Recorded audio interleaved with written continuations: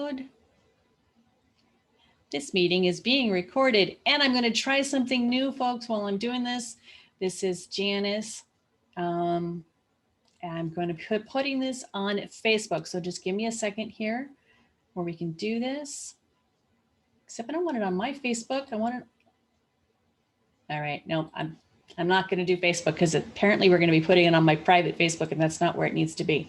So where we are going to do this is just here. Hi, everybody. This is Janice coming to you from Two Peas in a Pod. I'm the outskirt podcast. I'm not the urban farm. Greg Peterson is there tonight. He's taking care of some stuff and he's left it all to me. And as you can see, I stumble, I fall, but I get right back up. We're going to have a mesquite webinar tonight. We are very excited about doing this. This is a project of Greg's that he's been running for quite some time, trying to get the a mesquite program going in the Valley. And we do have a great opportunity here to listen to Peggy and Mike. And I need to find my bio that I had just for a second. There we go. Okay.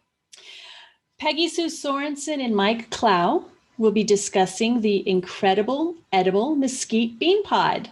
So you're going to join us tonight. You're going to learn how to safely harvest and prepare the pods to be milled into flour. They're also going to share several ways in which they prepare mesquite pod into yummy food and drink. Unfortunately, we don't get to be there and taste it, but they'll share with us some really good ideas on that. Peggy Sue is of the Desert Kitchen. She's a wild foods enthusiast who enjoys helping people discover edible plants, trees, and weeds that grow all around us but are often not recognized as food. Mike is of Desert Life Ranch. He's an engineer and entrepreneur who enjoys harvesting and baking with mesquite flour and spreading the word about the bounty of edible plants and the desert Southwest. Welcome, Peggy. Welcome, Mike. I'm so glad that you both are here. Thank you. Thank you. So, Peggy, we've known each other here. Mm-hmm. You and I have known each other for what, about 3 years now? About that Right. long, maybe a little more longer. I met you when you came to a mesquite class. Yeah. The first mesquite class I'd ever gone to was yours. And it was a room full of people. We were all sitting around and kind of staring at each other funny. And the class started. And throughout the class, you kept talking about these different tastes of the desert. And then you started passing out pieces of mesquite and telling us what to do with it and passing out this mesquite broth that you use for your coffee. I was hooked. I'm like, okay, I'm sold. I got to try this. So that was my first introduction to mesquite, even though I was already helping set up the mesquite program at that point. So for those of you who are out there, this mesquite program is primarily designed for the desert Southwest because we here have mesquite in the Valley. For those of you who are tuning in from other areas, probably won't find any mesquite to harvest, but the flour is awesome anyways. So you might get something out of the class anyways. So you guys ready? Peggy and Mike are going to give their presentation. I'm going to step off and go into the Q&A. Mike, thanks. I didn't actually say hi to you, Mike. Okay. Normally this is Greg's thing, and tonight he's kind of like, Janice, you do it. Okay, I'm going to hide.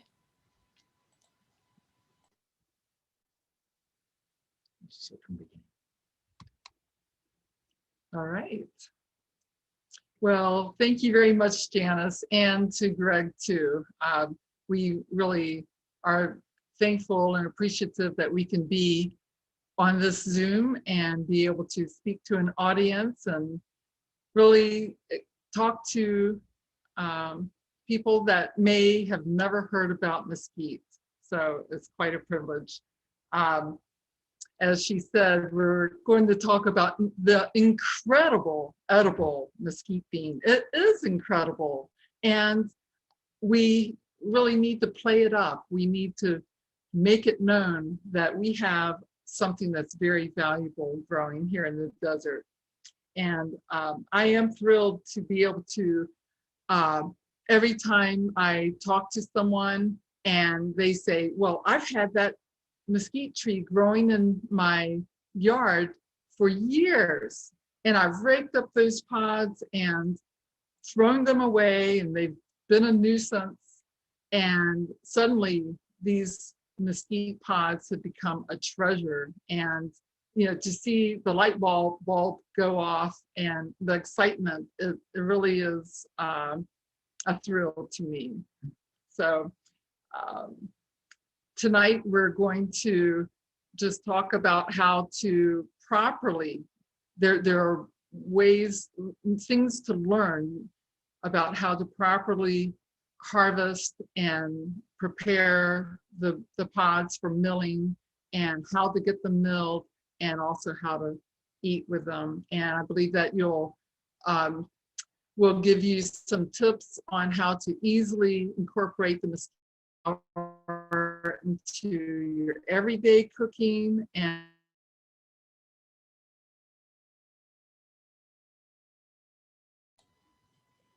Oh no, we're having a little bit of technical difficulties. Are you back, Peggy? We're here. Are you there? Now you're back. Hello? Thank you. There you go. Uh-oh. All yours. Okay. We're here. Are you there? Yes, we can hear you fine. Thank you. Oh no, it sounds like Peggy and Mike can't hear us.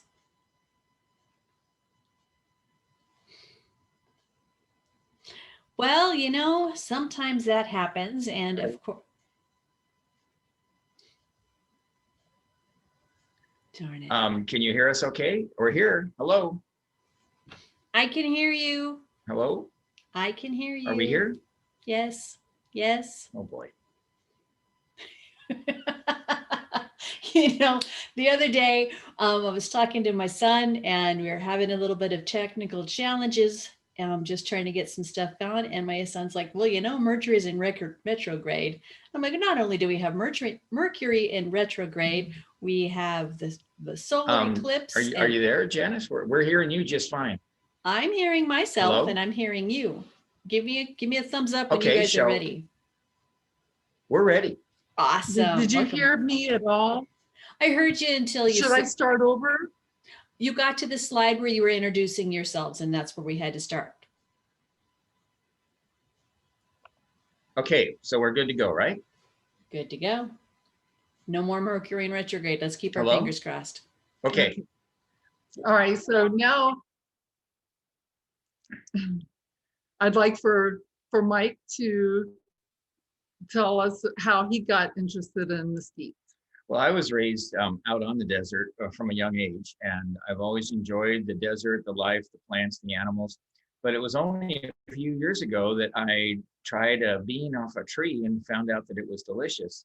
And I've been hooked ever since. I've been learning how to cook with the mesquite flour, and at the same time, I've been learning some of the other desert trees and plants and animals. I was fortunate to find Peggy and learn a lot more. And I've just become someone who is really interested in self-sustenance, self-reliability by enjoying the foods that are all around us growing wild. So it's just something that I really enjoy.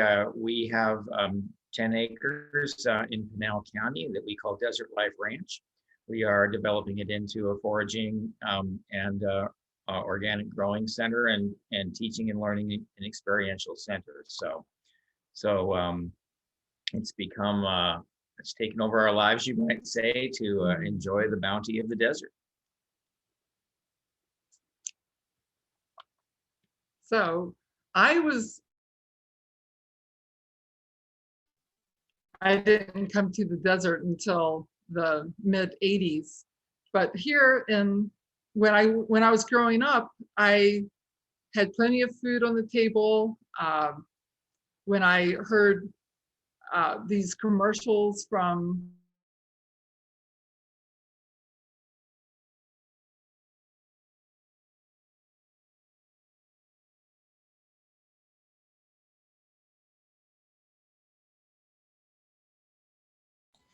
Oh, darn it. Looks like what's happening again.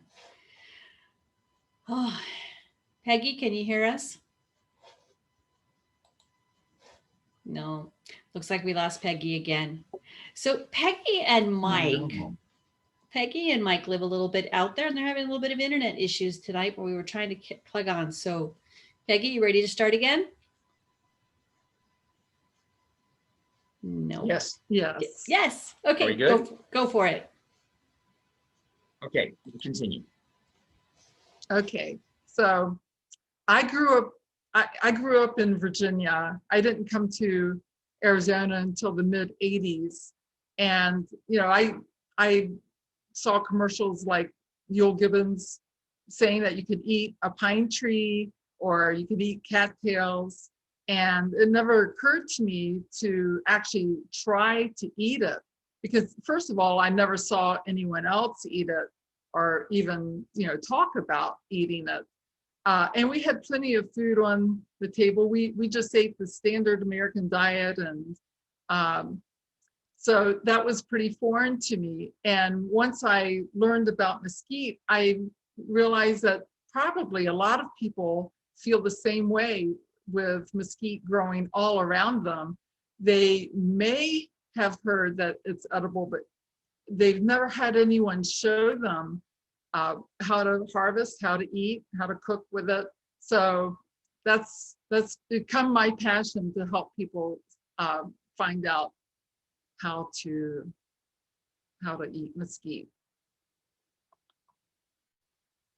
So, like I said, I came to the desert in the mid 80s and I saw this landscape that was pretty barren.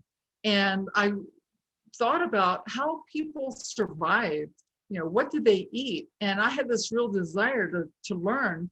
So about a few years later, I was invited to a wild foods brunch given by Linda Runyon.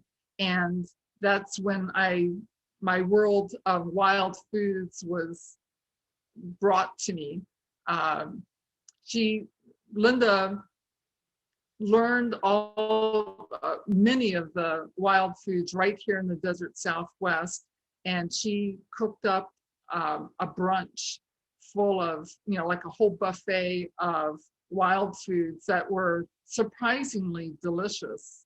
And she talked about many of the plants and I could hardly take it all in. There was so much to hear. But I came out of there wanting to learn these plants. And I did start learning about the weeds in my own yard because I wanted to make sure I wasn't walking on my food.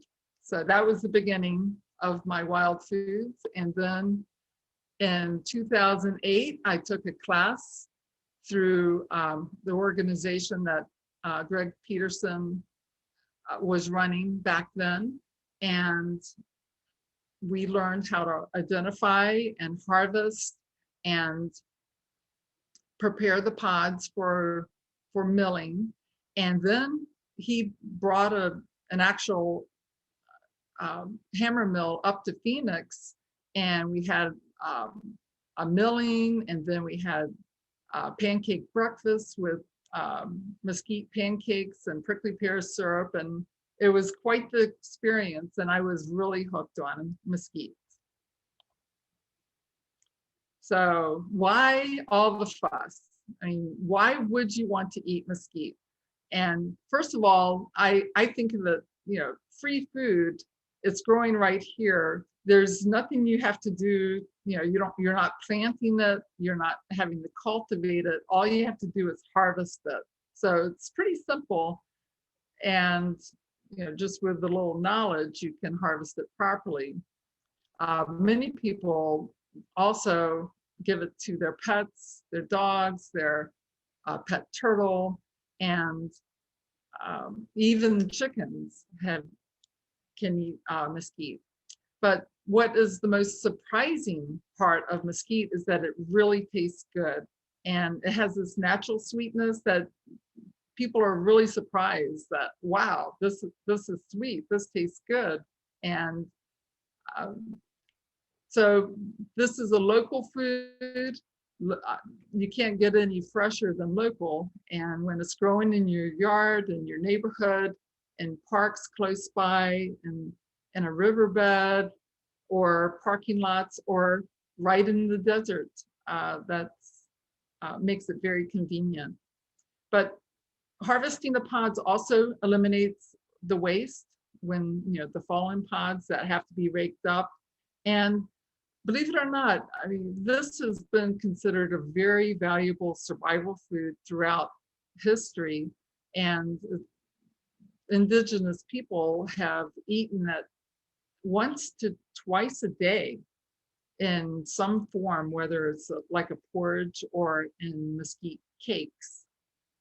So it's well worth learning about this food.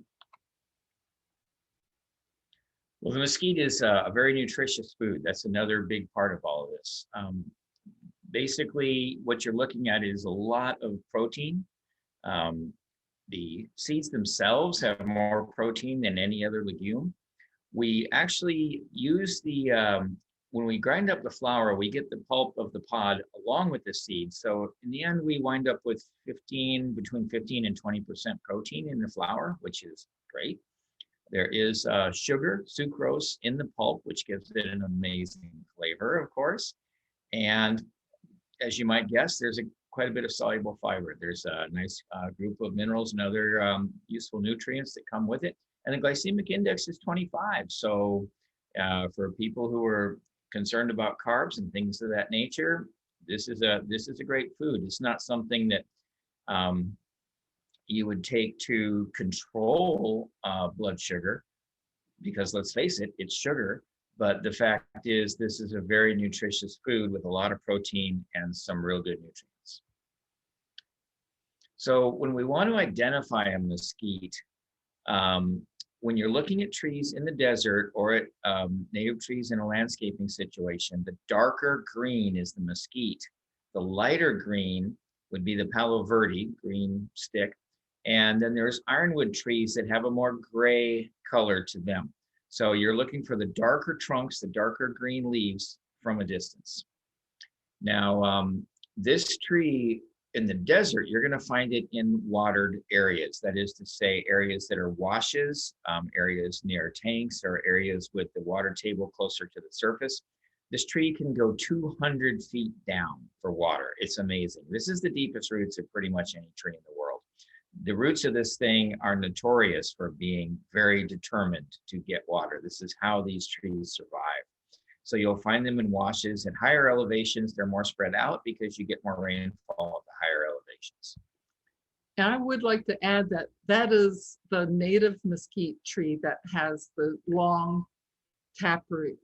And the non-natives, or the South American, the Chilean trees are, you see those blown over in our monsoons, and that's what so many people have in their landscape, and they just don't survive. So it's worth many reasons to plant native mesquite trees. And so when you look at the beans of the trees, these are native trees or legumes, they're bean trees. But when you look at the beans, the palo verde and the ironwood, they look more like normal beans. There's a pod and there's a bean inside the pod. You open up the pod and you eat the bean. They're delicious. But with mesquite, you don't open that pod. That pod does not open. It's called inhescent, if I remember the term correctly. And basically, the seed and the pod are inseparable. The whole thing goes into the grinding mill and grinds up into flour, and you get the whole thing. The sugar is largely in the pulp, in the pod, and that a lot of the flavor therefore. And when you do grind it up, you do get nutrients from both the pod and the bean. When we look up close, we see that you have a bipinnately compound leaf with a pair of thorns forming a V shape. And we're going to talk more about the thorns when it comes to identifying the tree. The thorns help us to identify thorns, size or lack thereof can help us identify which species we're talking about. The pods on the tree are green when they're fresh. They turn brown and dry when they get closer to being ready to harvest. And they have a red striped on them, as you can see. The flowers, they called it catkin-like, a long yellow flower. There's actually hundreds of flowers on each individual catkin, and there can be millions of flowers on a tree through a season because of all these little individual flowerets on the catkin. Now we've got 3 varieties of native mesquites: honey, velvet, and screwbean. We're going to talk about them individually. And there's also South American mesquites, as Peggy was mentioning, in people's landscaping. Chilean is very popular because it doesn't have thorns. Grows very fast. People appreciate the shade. The Argentinian sometimes has thorns. But the fact is, these beans out of those trees many times don't taste as good. The local trees have better flavor, and as Peggy said, more likely to survive due to the strong taproot. You'll also see hybrids of all sorts. In any given neighborhood, any given tree is very possibly, if it's sprouted from your neighborhood, could be a mix of any or all of these. They cross-pollinate readily. So the velvet mesquite. This is our main mesquite. If you drive outside of Phoenix around the desert areas, you'll see more likely than not the velvet mesquite. Long yellow flowers, small leaves, pods. This is the classic, you might say, mesquite of our area. Prosopis velutina. Now the honey mesquite you'll find in Texas and so forth has longer leaves. Some people say it's almost fern-like. The thorns can be much larger on a honey mesquite. Very good tree for the beekeepers for honey making, I understand. That's, I think, how it got its name.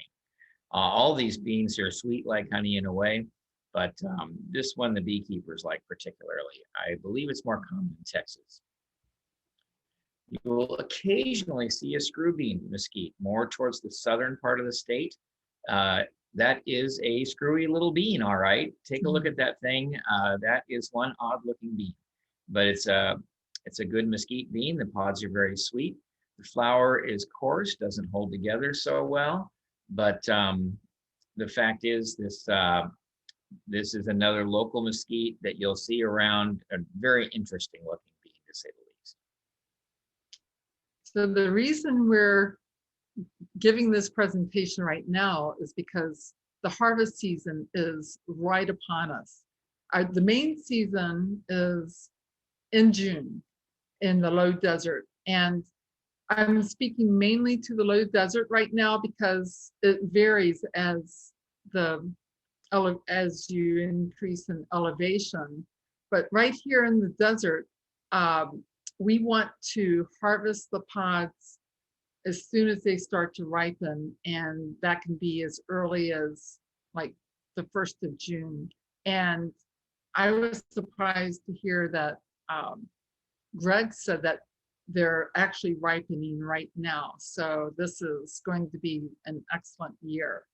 And there is a short window because we need to harvest before the monsoon rains, and not just harvest once, but harvest as often as you can, because the pods don't ripen all at once. They ripen throughout June, and so you can get some off of the tree maybe every 2, 3, 4 days. So keep an eye on that. Right now, is a great time to go out and find the trees, identify the trees, and start looking. You'll see some flowers, and you'll see some green beans. And if you look closely, you may see some bright pods, and I'll show you what they look like in a future slide. So we also have a secondary harvest in October, typically in October because it's drier. If there has been if there's been rains during the monsoon season, then we usually have a second flush of beans, but it's never as plentiful as it is in June. So we will be talking about a mold that does develop in high heat and high humidity, which is the reason we are harvesting just in June and October to avoid in the low desert to avoid this mold byproduct that we'll talk about. And that is aflatoxin. Now, aflatoxin is a byproduct of the Aspergillus flavulus mold. It is damaging to the liver. It can cause cancer. It's not something that kills you the first time you have it for the most part. It's just a cumulative damage, and it is a problem with not just mesquite by any means. This is a real serious problem for growers of many, many nuts and grains. Peanuts are particularly known to be afflicted by this mold. When commercial farmers farm the peanuts, and when the peanuts are transported, and when they're stored, and when they're processed, all along the way, they're being tested by various testing agencies and the government.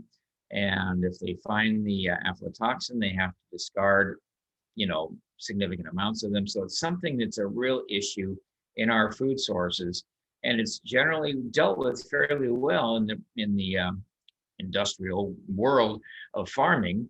But the fact is now that when you're foraging and harvesting your own food, then you need to be aware of things like this so that you can avoid it yourself, because there's not somebody else helping you to look out for it. So what you want to be aware of is that when the pods get wet, after they're wet is when the problems come. That's why we simply harvest off the tree before the rains come. You don't want to harvest off the ground. You don't want to harvest after a rain. You want to make sure you're getting dry pods that have not been wet. You don't want to wash your pods because you don't want them getting wet. If you do have kidney or liver disease, if you are a pregnant woman, you may want to consider whether or not there's a risk there for you.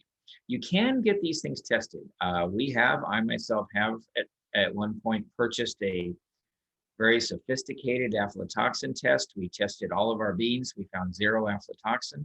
So it's not something that happens very often. It's just something to be aware of. With everything, there's things to be aware of. And stay away from the wet beans or the moldy beans, and you should do just fine. Some people say you can eliminate aflatoxin by boiling or baking. That's basically not entirely true. You don't fully reduce it to nothing unless you hit 500 degrees centigrade, at which point, of course, your beans are charcoal. So you can reduce the aflatoxin that way. And apparently, at least one group decided that chlorophyll can limit the absorption of aflatoxin, which is interesting. So now, before you actually start to harvest from a tree, you want to taste a pod from the tree that you have found. And first of all, you'll be tasting a ripe pod, which we will show you. I think we passed that slide with the ripe pods, but we have green pods and basically light colored tan pods. Well, they turn from green to a light color, and that's considered a ripe pod. And you taste it by just putting it in your mouth and maybe sucking on it or breaking off a piece and letting that sit in your mouth for a few moments, and it will soften it up and you'll start tasting the flavor. And then you can lightly chew on that pod, and you don't want to bite down on it hard because there's a hard seed. You're not trying to eat the seed, you're chewing the pulp around the seed. And once you chew the flavor out of it, then you remove that from your mouth. Now, if that pod tastes good, if it's sweet and there's no bad aftertaste, then that's a good pod. But if it has kind of a chalkiness to it, if there's any kind of burning, or since it, just if it doesn't, that aftertaste doesn't taste good, then don't harvest from that tree. Often those pods come from the South American trees, but it could be a native tree that has cross-pollinated with a non-native tree. And by the way, this flavor that we're talking about, just about everybody, when they chew this thing, says, wow, this is a good flavor. It's like a brown sugar almost. It's just a flavor that people really like. And one thing to know too is the indigenous native folks who were living here, when they would go on a walkabout or go on a trade mission down to the Gulf of California or whatever, they just break off a pod as they're walking, chew on it, get the sugar, get the carbs, get the energy, and keep on going. This is a great thing to enjoy when you're on a hike. Yeah, so it's a great flavor, and it's readily available, and people have been using it for years, just with nothing more than walking across the desert. So be sure if the first tree you try does not taste good, and I would add that it doesn't have to taste sweet. If you want one that doesn't taste sweet, then that's fine, as long as it doesn't give a bad feel in your mouth, or it doesn't have some something that you don't want from it. But never give up. Just try another tree and find a good tree to harvest from. And when you harvest, first of all, you want to lay a tarp or several tarps on the ground, anchor them down with some heavy rocks, because if the wind comes up, you certainly don't want them to get knocked over onto the ground. So you're protecting the beans from the ground. You want to harvest them straight from the tree, either by picking them by hand or by knocking them down with a stick. This picture shows somebody, a bare-handed individual. I would certainly recommend leather gloves. These do have little thorns on the trees. This is not like thorns that are going to attack you and stay in your skin or anything like that, but they're still, prickly. And a smart move is to have a nice leather glove.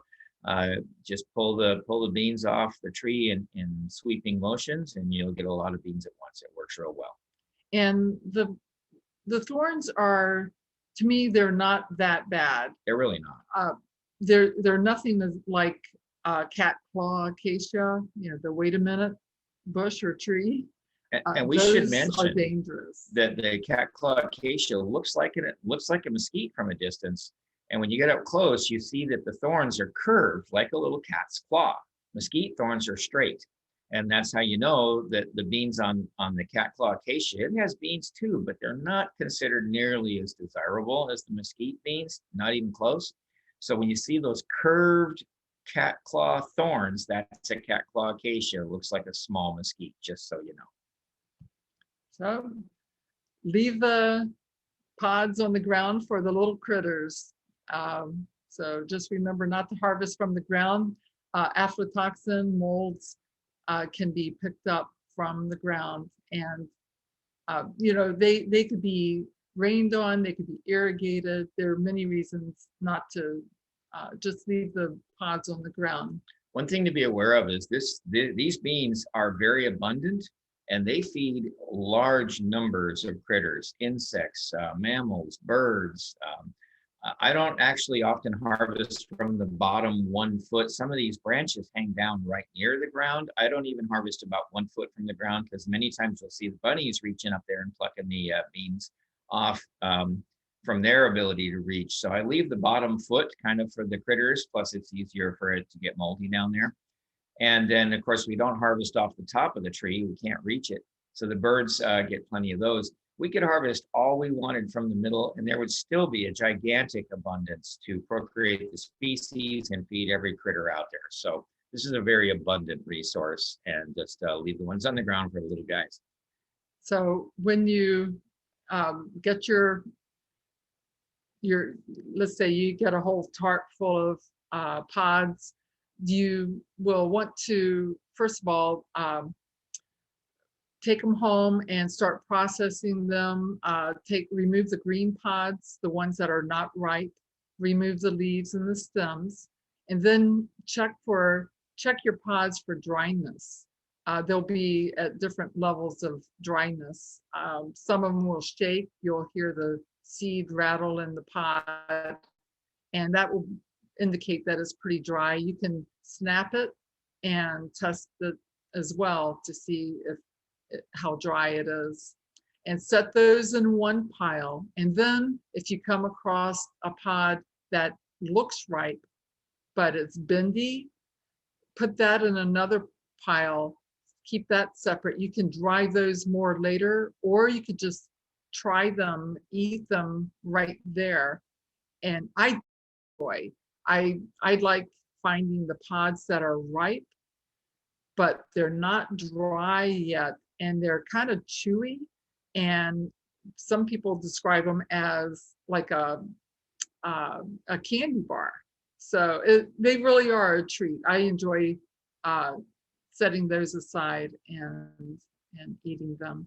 And you want to throw out the pods that have any bird droppings. You never want to wash them because of the risk of increasing the aflatoxin.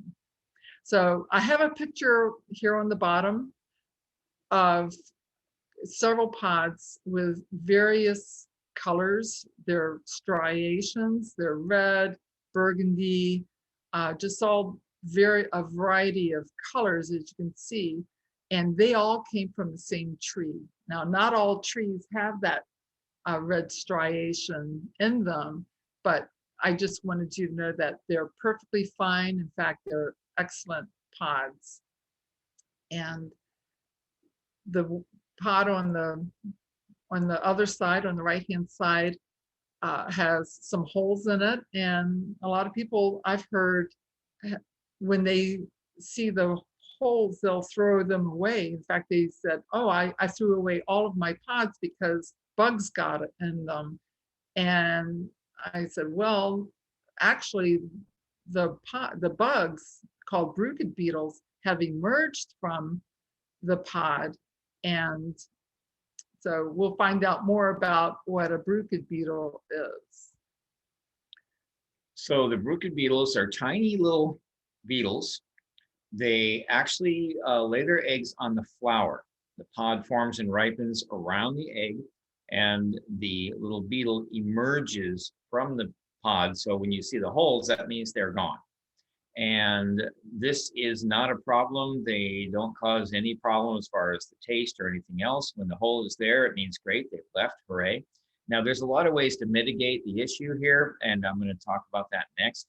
But just be aware of the fact that these are tiny little things. They don't bite, they don't have any kind of toxic anything, and they're not in your bean. The reason there's holes in them is they've left your bean. So they've done their thing. Now it's our turn to eat the bean after the holes are there.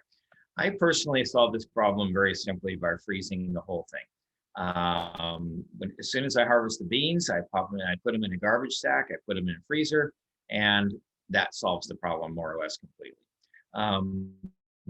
Some people say that it works also to take them out of the freezer, let it sit for a few days, and then put them back in the freezer. That's probably good too. I haven't had to do that, but some people do.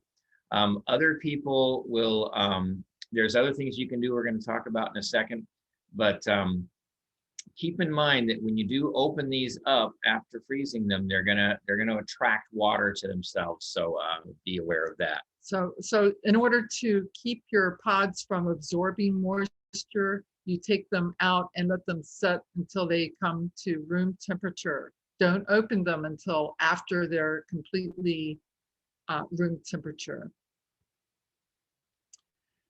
Another way to process your pods, first of all, to dry them and also to kill some of the Bruchid beetles. I've never been able to kill all of them through heating or toasting, but it does kill some of them. And so it's best to just toast them lightly with low heat. If you do want to use a higher heat, then check it often and stir them often. Here's a really cool way that some of the Seri people toasted their beans. John Slattery did this video on YouTube. If you're able to look at this, it's pretty cool. This woman has lit, you can't quite see in this picture, but there are 4 separate fires, small fires she lit on a sand pile. Each one has its own sand pile. She lets the flames burn down till they're just coals, and then shovels the hot sand, 1 shovelful at a time, onto the beans, stirs it all around, and roasts the beans with hot sand. That way they don't burn, but they roast up real nice. It's a cool way to go about roasting beans. You can look this up and watch the video. It's worth watching. So if you're like me, and a lot of times I'll go out and harvest and I'll be tired, it'll be time for dinner, and I don't have time to separate the pods. And I just want to give you an alternative, especially if you're going to have a milling shortly and you're not too worried about, the Bruchid beetles hatching, and because a few of them will hatch and they'll fly away. You can just put a sheet or in the back of your seat in your car, or you can put some pods in shallow boxes and use your car like a solar oven and dry your pods like that.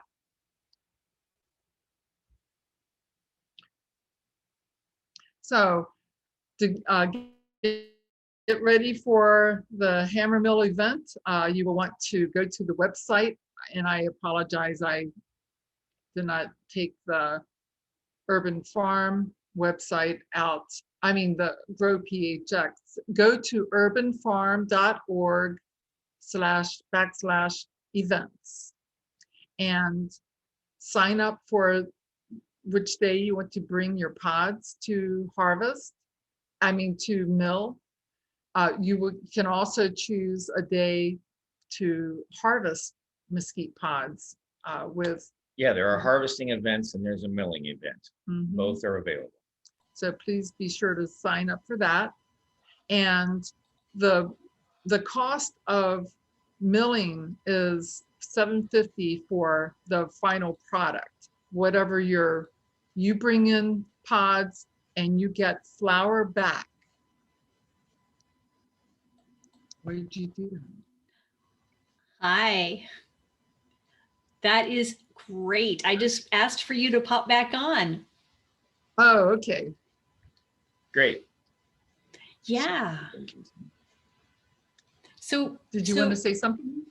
Well, I wanted to pop in because you're talking about the stuff that's in the program itself. And yeah, anybody that goes to urbanfarm.org/events will see our events. We have the 2 classes, tonight's class, and we have another one next week, which is a presentation by Brad Lancaster. A little bit more widespread topics, not so much on the mesquite pods themselves. And then we've got the 2 walkabouts. We've got the walkabout on the 12th. That's going to be happening at Granada Park. We did not think there was going to be a harvest, but it looks like there will be a harvest at the Granada Park event. Greg was very excited to see the beans there. And that'll be at 8 o'clock in the morning at Granada Park. Information on that is on our calendar. And then on the 19th, there will be, on June 19th, Saturday at 8 o'clock in the morning, in Tempe, there will be another walkabout harvest event at Rio Salado Park. It's a very specific address that you're going to want to make sure that you sign up and register for. Otherwise, there's a very large park and you might not know where the rest of us are. So go ahead and register for both those events and you'll get the map and the details and any alerts that do it. Those are those 2 in-person class/harvest events. And then all of us who are involved in this, Peggy and Greg and Don Titmus and Mike and who else? I don't know who else. There's a whole bunch of people that put together to do our milling event. We're all getting together on June 25th and June 26th. Now, June 25th is for us to get us a chance to get a head start on the large orders. So if you happen to be somebody who has your own baking business or you have mesquite flour for any reason that you're going to do a bulk order, like 4 buckets or more, come on down on the 25th. while we're getting everything going. You can drop them off and come back later to pick them up. And then on the 26th, we're going to have our actual milling event. And we got a whole process with that. Peggy, do you want to tell a little bit about how that works, the process at the event? Sure.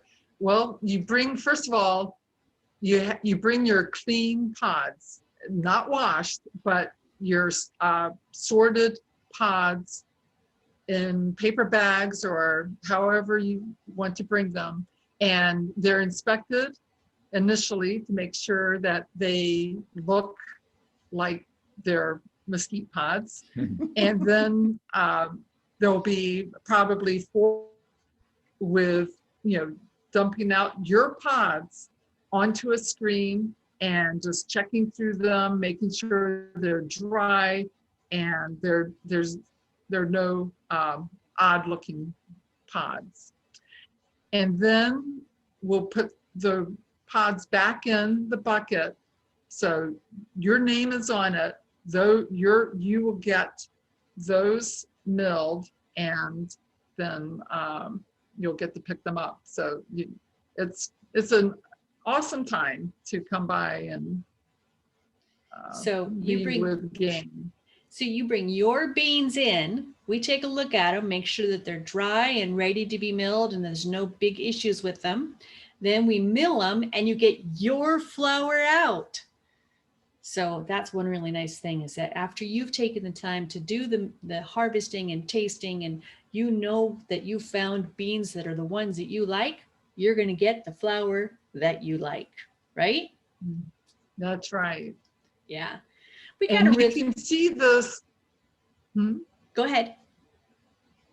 This amazing machine that you guys acquired. It's wonderful. It mills the pods really quickly and effectively. I hope that people appreciate just what we have here in the Valley.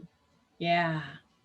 It's cool. The way this picture shows, I don't think you can see my mouse on the screen, but the pods go into that red section there and they get hammered, literally hammered, pounded with this rotating piston type thing that just keeps going round and round and round and knocks that pod into a million little pieces. And then it gets shoved up to the top.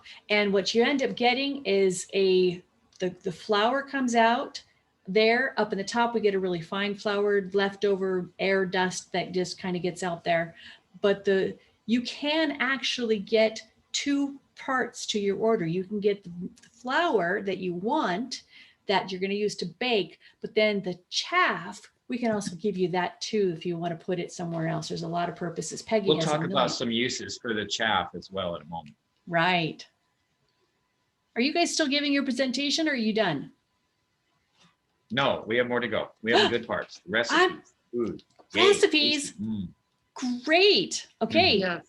I'm going to go off. Okay. So if you want to test your pods out beforehand, just a small batch, you can just break up a few pods and put them in a coffee grinder. Just don't over grind them because the high sugar content will make them very sticky and it will clump together. Some people have used other things, but I like a coffee grinder just to test some of my pods to see how good they are. Sometimes you just want to, or maybe after the harvesting event or the milling event, you might want to might harvest some more and you can grind up small batches. But I guarantee you, this is the way I used to do it, and it is a slow process. You have to sift out the flour from the chaff and to compare it to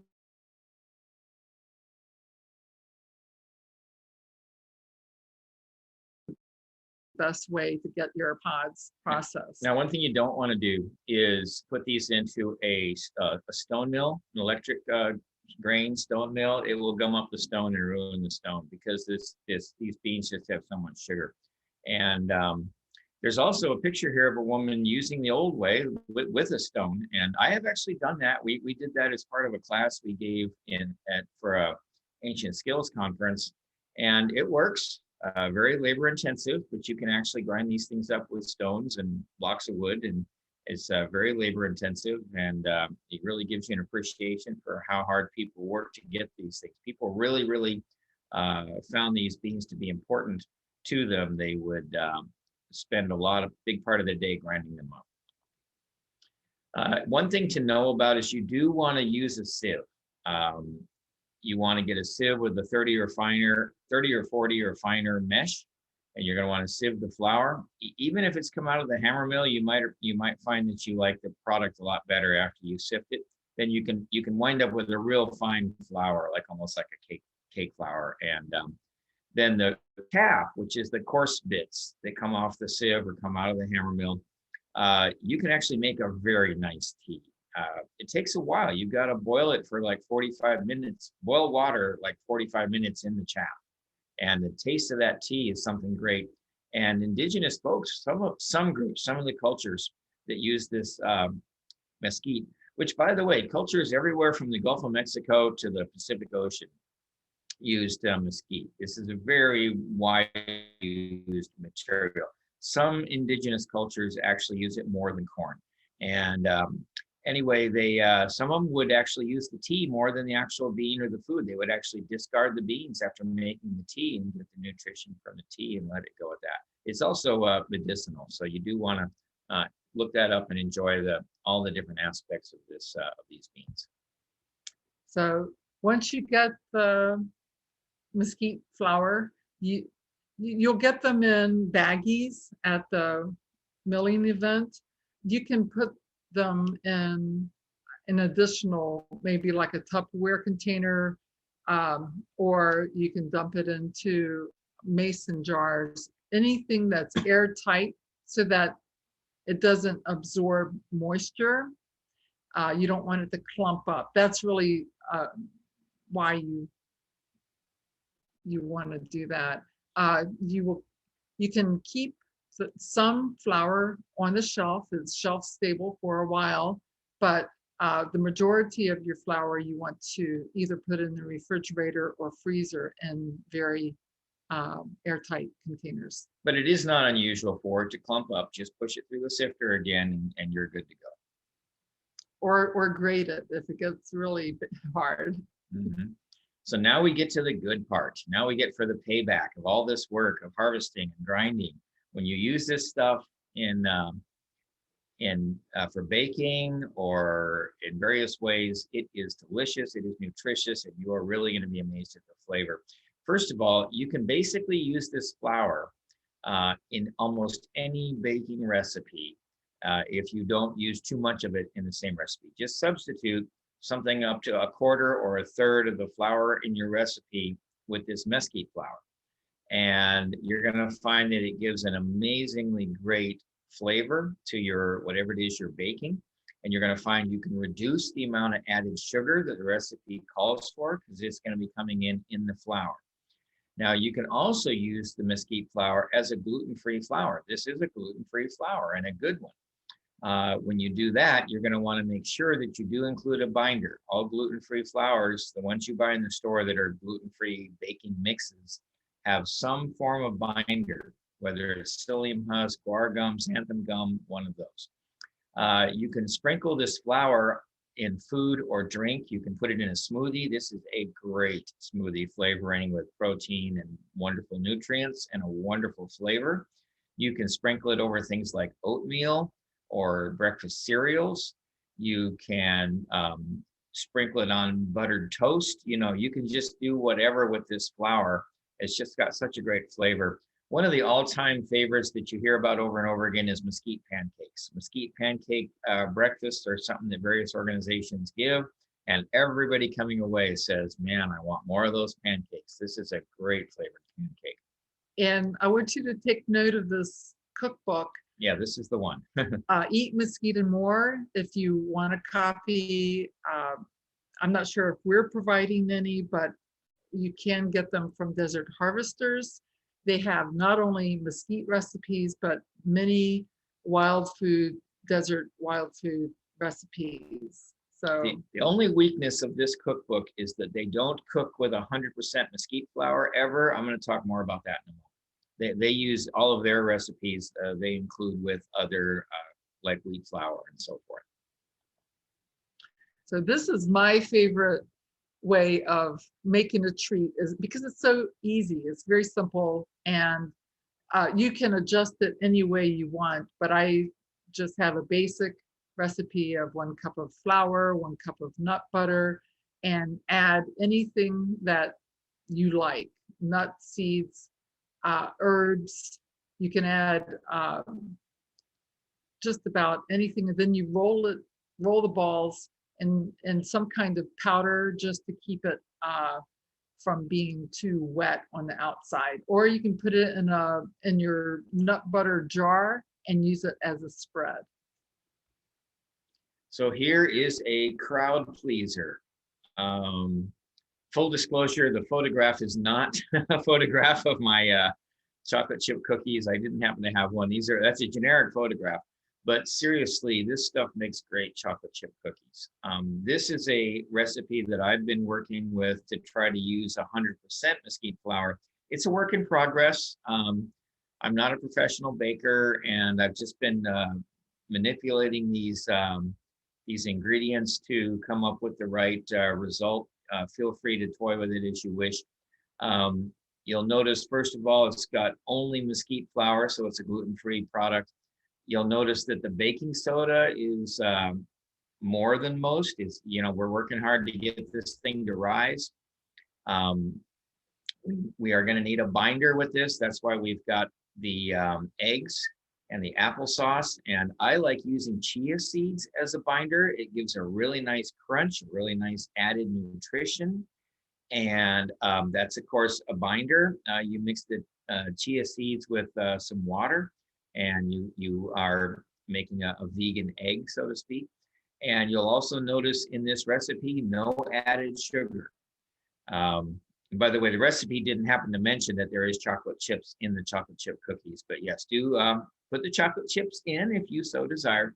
Now, when you go to bake with 100% mesquite, it has a hard time cooking through. You're going to have to keep everything skinny. You're going to have to bake it low and slow. I find that I go 300 or even lower. It's a good possible application of a solar oven. Low temperatures, long periods of time, and you can get it to bake through with the applesauce and everything, or whatever it is you're using. I also, last night, in fact, did this with bananas, used a banana bread, made banana bread with a very similar recipe without the chocolate chips. And it's very moist. It winds up being very moist and very good. But in any case, feel free to experiment with mesquite flour as a gluten-free flour, and the flavor is magnificent. And the chocolate chip cookies, believe me, get rave reviews. So the Mesquite Nectar is something that I love to make for my classes. I pass it around, and it really, I don't add anything besides the mesquite pod. And I have people saying, oh, you must have added some kind of, like cinnamon, nutmeg. They'll just name off all types of flavors that they're tasting. And I go, no, it's just the mesquite pod, but I boil them up. I use the sweetest pods that I can pick to make this mesquite nectar. And this is my process. I boil them, and then I let them cool off. I blend them up in a blender, and then I repeat the process just to get more of the goodness out. If you only want to do it one time, then that's perfectly fine. And then that makes a nice drink. If you want to make more of a syrup, you can boil it down and reduce the liquid. This recipe is virtually identical to what indigenous people all over the Southwest have done, and they do it and enjoy it. So when you're doing this, you're really doing a time-tested treat. So there you go. Get your tarps ready, your long sticks, shallow boxes, baskets.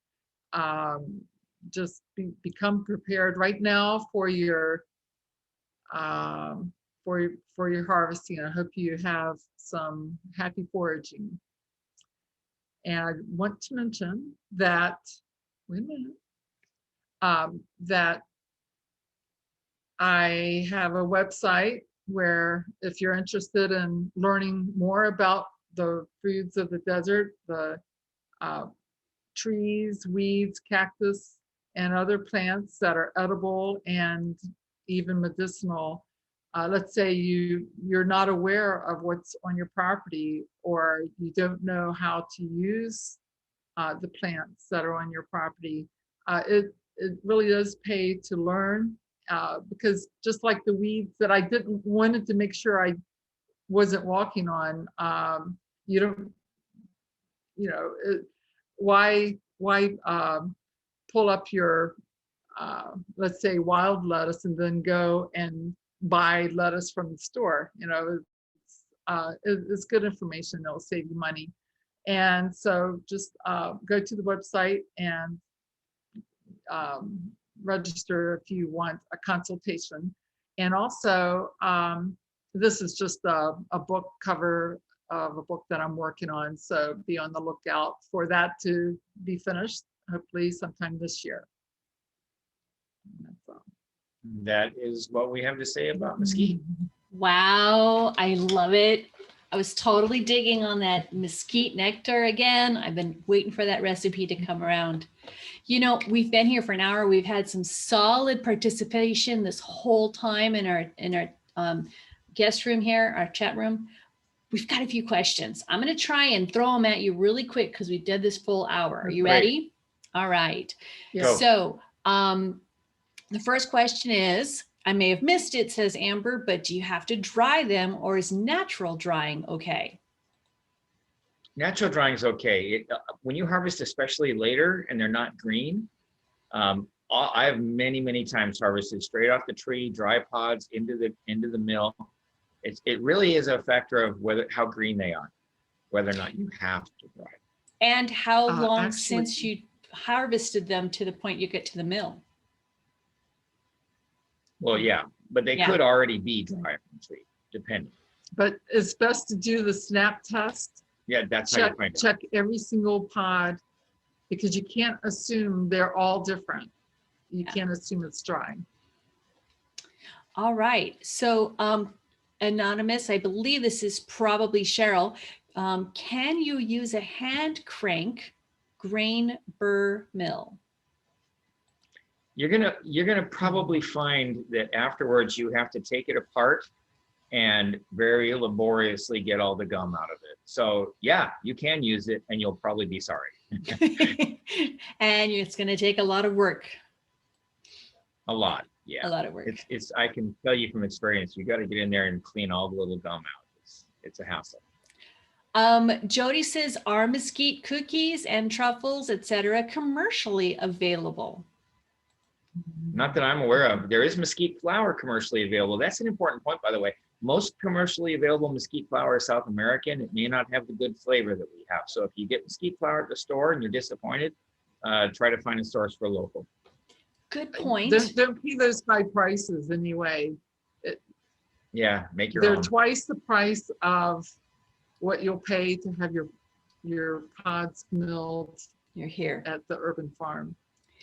On that, Morgan had asked, you grind the seed as well, right? So yes, in the Hammermill, you have no choice. It's going to be in there. But that's some good protein, so it's good. But she says the South American mesquite has a different taste, but is it still edible? Oh yeah. Not necessarily. Oh, it depends on which one, I suppose. But was it the Pima Indians would not allow their cows to eat it because it made them sick. Oh. So that tells me I'm not eating South American. No. Gloria says, there is a variety of species in South America. I guess that's why we taste it and we make sure we don't have that bitter aftertaste. If we get that bitter aftertaste, we're not going to like the flour anyways, right? Most of us. Yep. Gloria says, can I oven dry? And I know you went over that. So can you refresh that again? Yes, you can oven dry. Low and slow is best to keep it 200-ish. from burning. Yeah. We did have somebody who tried to dry theirs last year and they weren't paying attention and it was a little bit hot. So they came in with really toasty ones and it didn't have the right flavor, but it's like, okay, next year they'll do better. She also asks if you can repeat the freezer process. Well, so you can do it basically two ways. All right.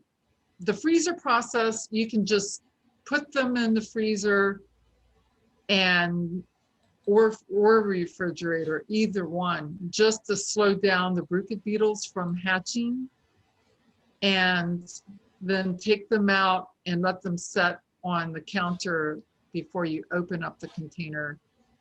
But all right, what a lot of people don't have a lot of room, a lot of freezer space, so they may want to hurry up and get those pods out. Well, I would freeze them and then take the pods out, let them set for 2 or 3 days, maybe 3 days. Let the Bruchid beetles start to come alive and start to get ready to hatch. Then put them in the freezer again, and that will kill whatever was not killed before.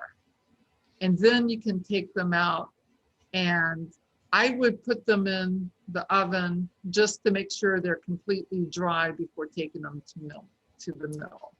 Whereas in my case, I tend to harvest later when they're dry already. I put them in the freezer, I forget about them, I take them out, and so no process. I'm probably a little bit more like Mike. Put him someplace and I'll forget about him. Sue asks, can you make tea with an unground pod? Yes, that's what the Mesquite Nectar is. They're just broken pods. Yeah, if you boil the chaff for 45 minutes, there's your tea. Or the broken pods, either way. You could even boil the flour, but. Go ahead. Well, you could even boil the flour, but we use the flour to bake with, so. Right.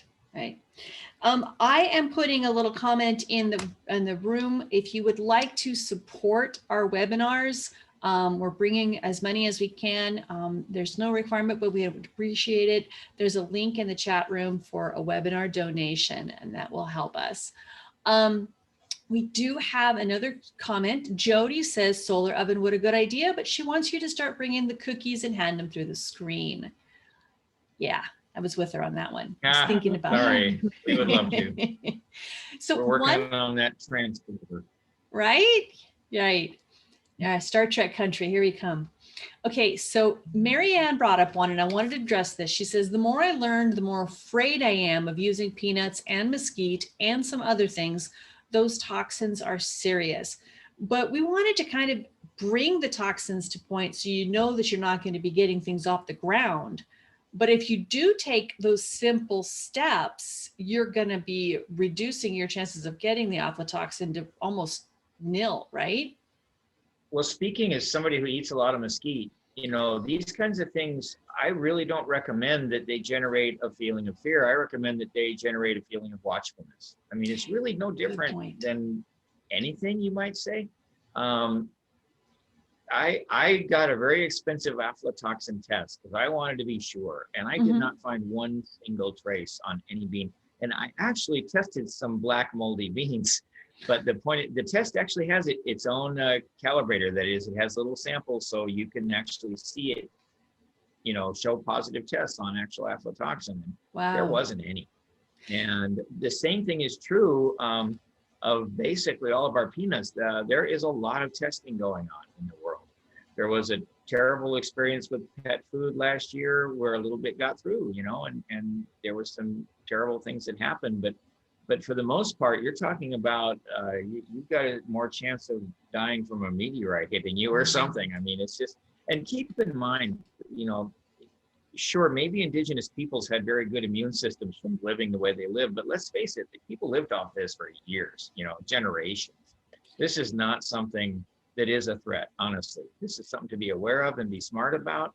Just like, when you cross the street, you look both ways, right? And Yeah. so I don't think that statistically or realistically, there's any reason to be afraid. People live off this stuff and it works great and it's delicious and it's good for you.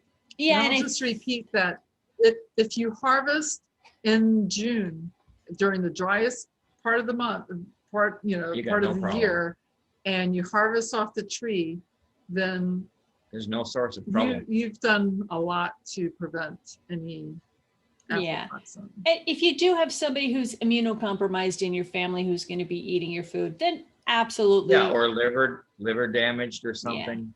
Yeah, then you're definitely be a lot more allergic. But we know people who pick up beans off the ground. I don't, but people do. They just harvest them right off the ground and they're fine. And it's like, well, I'm not going to do that because I'm a little more watchful. But we also don't do that because we don't want to potentially contaminate the Hammermill. We have to know that this is a community resource. Yeah. Yes. And that's one of the main reasons why we are so watchful about aflatoxin, is because this is a community meal and we're going to ask everyone to respect our community. But that's cool.